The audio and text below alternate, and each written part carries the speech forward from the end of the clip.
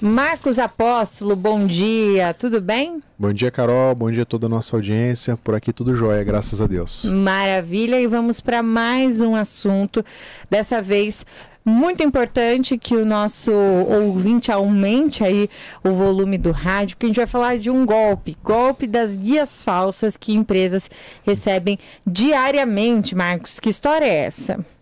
Isso, Carol, infelizmente, assim, com a tecnologia tendo trazido tantas coisas boas, né, facilitado tanto a nossa vida, mas também o pessoal acaba se aproveitando por essas questões, né? Então, malfeitores, golpistas, estelionatários digitais. E no caso das empresas não é diferente. Então, assim, a gente tem visto um aumento muito grande, né? A gente vê os nossos clientes aí diariamente sendo bombardeados com tentativas de golpe, né? E tem inúmeros tipos. Então, a gente hoje, quando nós vamos fazer a constituição, quando nós vamos abrir uma empresa para um cliente, a gente já faz essa orientação porque começa ali, né? A tentativa começa muito cedo. Então, logo quando esse cliente, esse futuro empresário, ele já obtém seu CNPJ, já recebe, já é literalmente bombardeado já com uma série de tentativas de golpes, de falsas associações, né? Às vezes associações em alguns casos que até existem, mas assim, não faz sentido ali para o empresário fazer a opção, ingressar naquele momento, né? Não vai trazer nenhum benefício para ele. E justamente, acho que é uma tentativa muito clara de confundi-lo mesmo, de tentar enviar ali.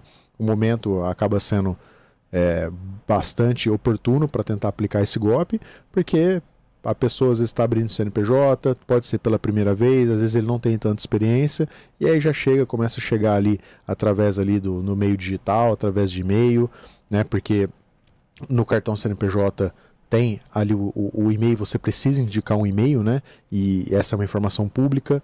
Recebe também, em alguns casos, também via os meios mais tradicionais ali, via correios, então recebe as guias ali.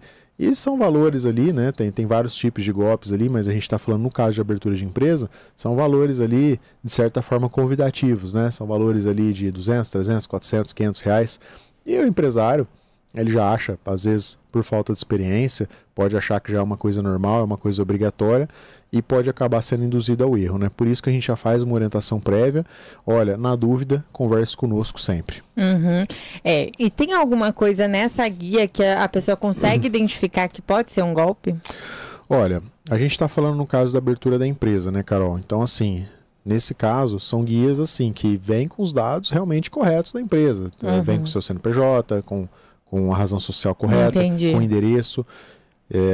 Mas isso é na abertura da empresa. Então, se a gente for um pouquinho mais além, que aí talvez seria a segunda fase do golpe, né?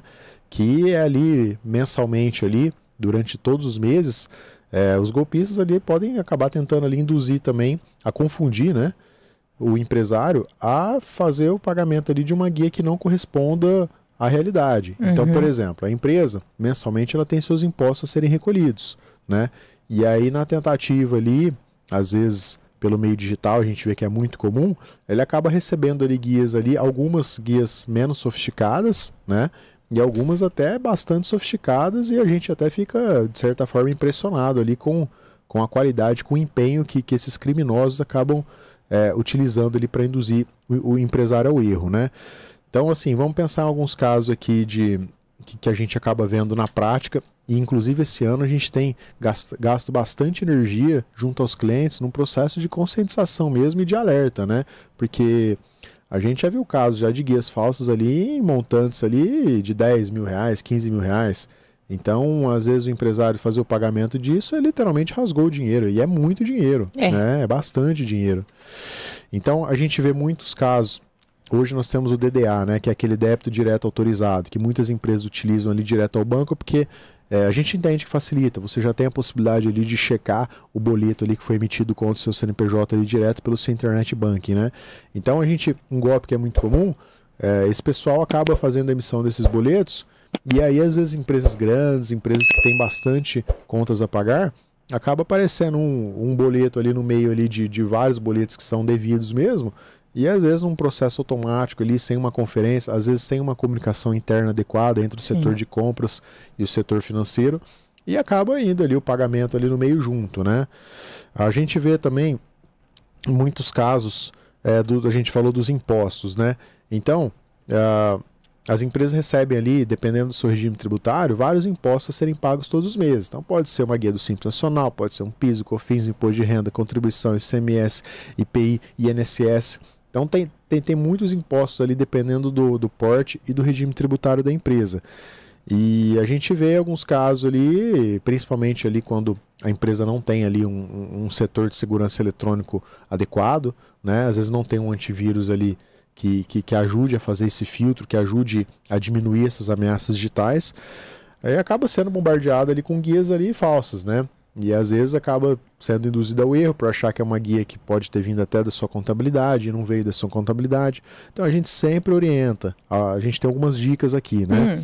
A gente sempre orienta, primeiro de tudo, olhar a origem dos documentos. Então quem que está enviando isso daí? Tá. Será que é um e-mail oficial? O remetente? Confere se às vezes você não tem ali alguma coisinha trocada ali para induzir, né, ao erro, né? É lógico que a gente vai falar algumas dicas aqui e não é só olhar uma, tem que olhar todas mesmo, né? Tem que fazer ali um checklist mesmo e tomar muito cuidado. Checa o beneficiário. E aqui o beneficiário, eu não estou falando do beneficiário que aparece ali naquele arquivo digital, naquele PDF, né?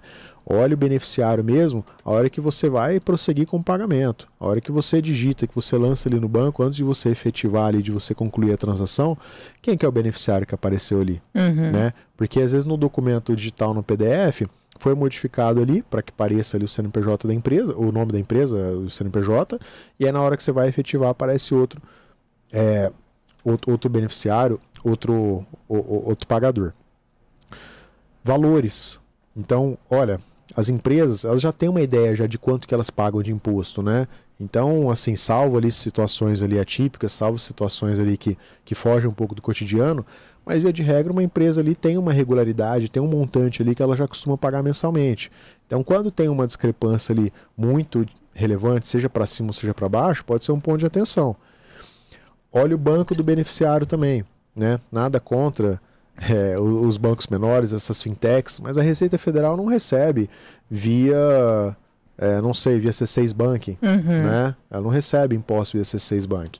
Então, e até por conta aí às vezes de um pouco mais de facilidade de abrir contas nesses bancos menores, esse pessoal, os golpistas, eles acabam recorrendo a essas instituições, né? Porque eles abrem contas ali em nome de laranjas, etc. Tem todo um esquema ali criminoso ali, né? Então, esse daí pode ser um indício também. E em último caso que a gente orienta é converse com a sua contabilidade. Na dúvida, converse, porque a contabilidade que tem ali os valores, que pode orientar certinho. E acho que depois que acontece, não adianta chorar pelo leite derramado. Então o ideal é sempre mesmo ser muito cuidadoso antes de acontecer. Com certeza. E a Itamaraty sempre fica muito atento a isso, orienta, né, os clientes. Você estava até me dizendo que vocês enviaram e-mails sobre golpes com frequência para os seus clientes nesse ano, né? Isso. A gente tem um cuidado, né, Carol? Assim, a gente se solidariza junto aos clientes, a gente sabe que é muito custoso, né, a empresa obter o recurso, né?